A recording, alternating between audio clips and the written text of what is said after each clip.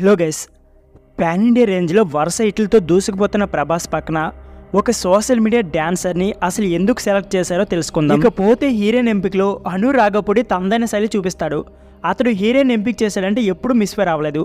అలాంటి ఒక దర్శకుడు ప్రభాస్ సరసన హీరోయిన్గా ఒక కొత్త అమ్మాయిని ఎంపిక చేయడంలో ఆసక్తి మరింత పెరిగింది. ప్రభాస్ కొత్త సినిమాలో హీరోయిన్గా యమాని అనే అమ్మాయిని తీసుకున్నారు అను రాఘపూడి. అయితే ఈసారి నిర్ణయం తన మాత్రమే తీసుకోలేదు అన్నారు.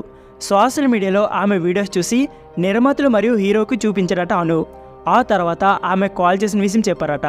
అక్కడితో అయిపోలేదు, ఆమెను హైదరాబాద్ పిలిచి ఆడిషన్స్ కూడా చేశారట. ఇలా స్క్రీన్ టెస్ట్ చేసి వీడియోస్ను ప్రభాస్ చూసి అతడు ఓకే చెప్పిన తర్వాతే సెలెక్ట్ చేశామని వెల్లడించారు. ఇలా యమాన్విని ఎంపిక చేయడానికి 15 రోజులు పట్టిందంట. ఒకవేళ ప్రభాస్ నో చెప్తే ఆప్షన్ 2 మరియు ఆప్షన్ 3 కూడా పెట్టుకున్నామని వెల్లడించారు. యమాన్వి మంచి డాన్సర్ కాబట్టి ఆమెను ఎంపిక చేయలేదన్నారు అను. ఆమె కళ్ళు మాట్లాడుతానని, ఆ అంశం తనకు బాగా నచ్చింది, ఎంపిక చేశామని చెప్పుకొచ్చారు. ఢిల్లీలో పుట్టిన యమాన్వి లాస్ ఏంజల్స్లో చదువుకుంటూ కొన్నాళ్ళు జాబ్ చేసి తర్వాత ఉద్యోగానికి రాజీనామా చేసి పూర్తిస్థాయి డాన్సర్గా మారింది. సో ఫ్రెండ్స్, ఇదే వీడియో.